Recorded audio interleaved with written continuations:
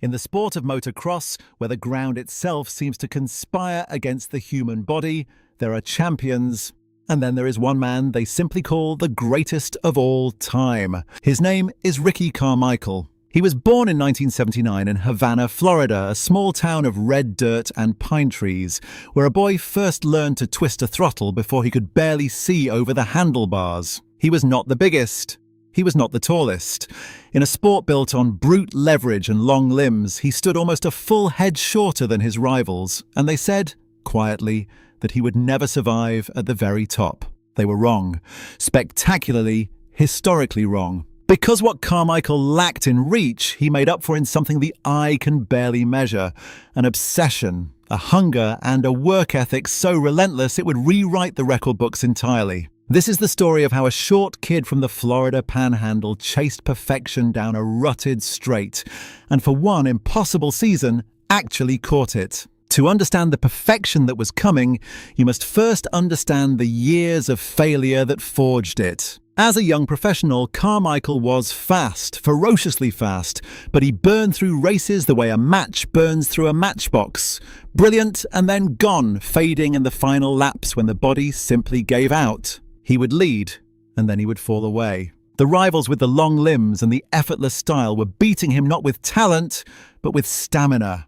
And it gnawed at him in a way that would define everything that followed. So he made a decision that would change his career and arguably the entire sport.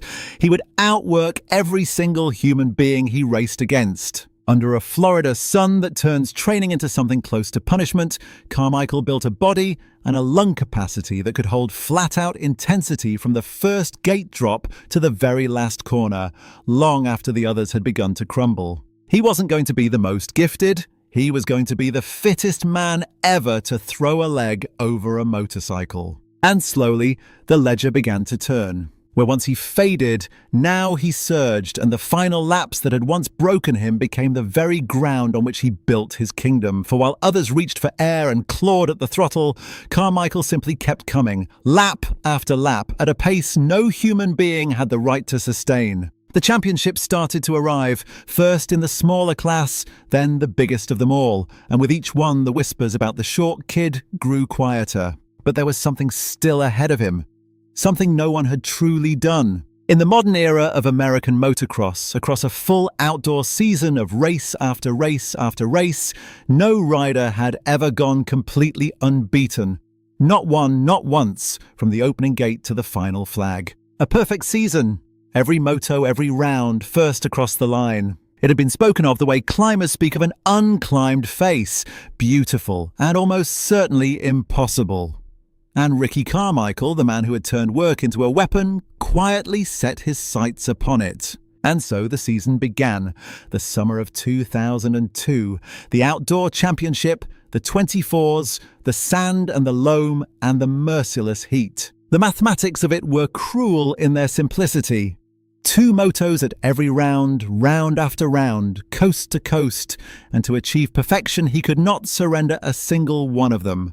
Not one bad start, not one small mistake, not one moment where the body finally said enough. A championship, after all, forgives. You can crash and recover and win the title anyway on points, but perfection forgives nothing. 1 second place. Anywhere and the dream was over, not the title, but the perfect record. Gone forever, unrepeatable. And yet from the very first gate drop of that season, something in Carmichael had changed. He rode not like a man defending a lead, but like a man hunting something that only he could see, out there beyond the horizon of what anyone believed was possible, chasing the impossible face, one moto at a time. Round by round, the record held, unblemished, and the paddock began to notice something they could scarcely believe. At every venue, the story was the same. The gate would fall, and whatever chaos unfolded in that first frantic corner by the closing laps, there was only one man out front, pulling away into clean air, riding as though the finish line were merely a suggestion. He won on the hard-packed circuits, and he won in the deep sand. He won in the crushing heat of the deep summer when the track turned to a minefield of ruts and the field behind him wilted. And with each passing round the number crept upward. 2 wins, 4, 8, 10 unbeaten motos, then a dozen, then more, and still not a single rider had beaten him to a flag. The pressure of it should have been unbearable. One mistake, one bad start he could not recover from, and the whole thing would collapse. But he had prepared his entire life for exactly this, for the final laps, for the moment the others broke. He simply kept coming. And out there, that impossible face, the one no climber had ever reached, was drawing closer with every single lap. And then, one round at a time, the arithmetic began to tilt in his favour. The final gates approached, and the number stood at a figure that made even the veterans in the paddock fall quiet. Moto after moto, round after round, and not once, not anywhere had another rider crossed the line ahead of him. When the last flag of the last moto fell, it was done. 24 motos, 24 victories, a season without a single blemish. The perfect season, the unclimbed face, reached at last. No one had ever done it before. And in the years since, no one has done it again. He had taken the thing they called impossible and through sheer relentless labour had simply made it ordinary. His ordinary and no one else's.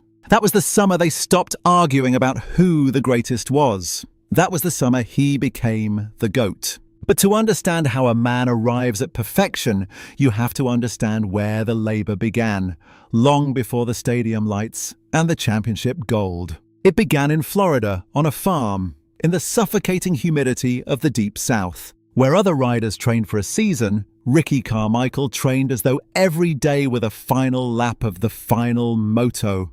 Mile after mile of endurance work, sprint after sprint, until his body simply refused to be the thing that failed him. His mother Jeannie ran the operation like a drill sergeant, and the young boy who ran the amateur ranks became the man who could not be broken in the closing minutes. That was the secret hidden inside the perfect season. Not talent alone, though he had that in abundance, but a refusal, absolute and total, to be outworked by any human being on earth. And that refusal was about to carry him further still, from the mud and the sand into a legacy that would outlast them all. For the legacy did not end with a single unbeaten summer. Across his career in the American Nationals, Carmichael would gather title after title outdoors. A haul of championships so vast that his name eventually stood at the very top of the record books, above every man who had come before him. And he did it while switching machinery by Tsuboi, from Kawasaki to Honda to Suzuki, proving that the greatness lived not in the bike beneath him, but in the man on top of it. Supercross bowed to him too, under the roar of the stadium lights, where the tight, punishing rhythm sections demanded a different kind of courage entirely. He mastered both worlds. Few ever have. By the time he stepped away, the argument was long settled and the initials had become a title all their own. The greatest of all time. That was Ricky Carmichael, the farm boy who outworked the whole world and left behind a summer that no one, to this very day, has ever been able to touch. And yet, when the racing was finally done, the restlessness that had driven him never truly left. He turned to four wheels, to stock cars and off-road trucks, searching once more for that same edge, that same fight against the limit. But it is the two wheels the world remembers. For somewhere in Florida, on the farm where it all began, a new generation now watches the old footage. The number 4 screaming through the whoops, untouchable, unhurried, unbeatable. They study the way he braked later than seemed possible, the way he found grip where others found only chaos. And they learn the oldest lesson in the sport, the one written into every mile of that perfect season, that gravity is a suggestion, that talent is a beginning, and that in the end, the man who works hardest simply refuses to lose. That was the story of the greatest of all time, and it is a story still being chased on tracks all over the world to this very day.